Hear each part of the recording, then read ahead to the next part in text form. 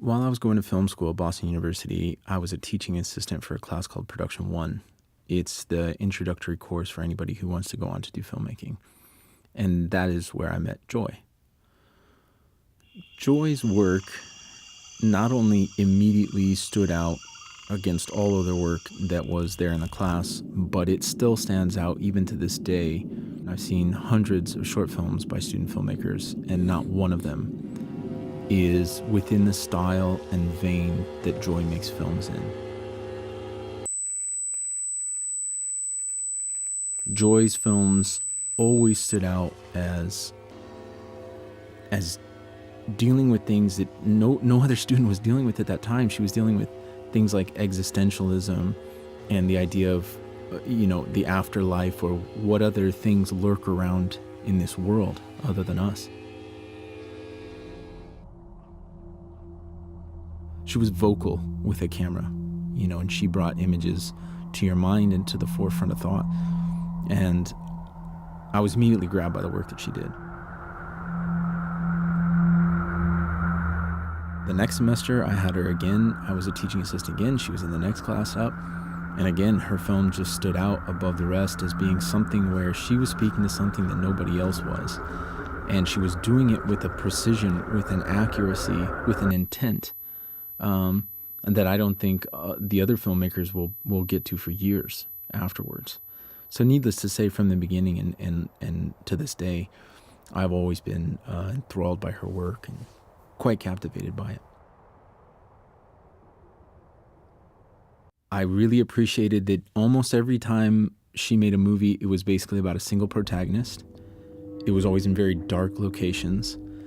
And it was more about the protagonist's struggle with themselves than it was about anything else. And I was very drawn to that. So actually, after going on and being in this class together, I was working on my master's degree in the thesis film. I was shooting for that, and actually asked Joy to join me and be the sound designer for that project. So that was a very distinct moment in our growth together as filmmaker, because that was the first time we actually collaborated on a project together. The next time I saw Joy after those classes was when me and my friends were traveling through Asia. We had gone there to make a documentary, and we were kind of just going wherever. And we had a layover in Singapore for almost a day.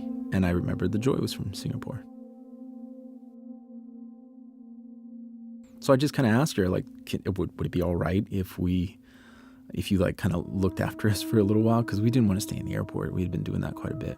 And she agreed immediately. She took us around all day, all night. And it really didn't take that long to see that she had gone above and beyond the idea of just babysitting us, and she really was caring for us. It's something that has stuck with me and will never leave me as long as I can remember those hours that we spent together. After our time together in Singapore, the next time I heard from Joy was when she asked me to produce a movie for her called Quietus. It was a story about a woman who's basically going through a type of rebirthing process.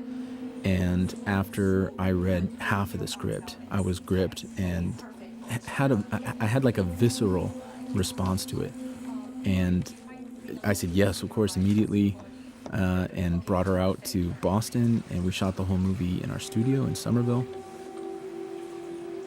The movie really is art brought to life, moving and breathing in front of you.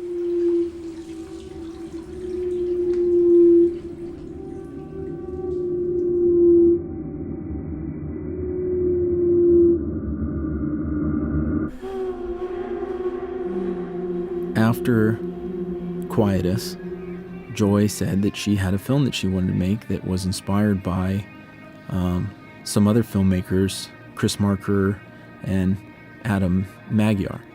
And so she asked me if I wanted to go to Japan and make this movie with her. And of course, I said yes immediately and without hesitation or equivocation. There was no two ways about it for me.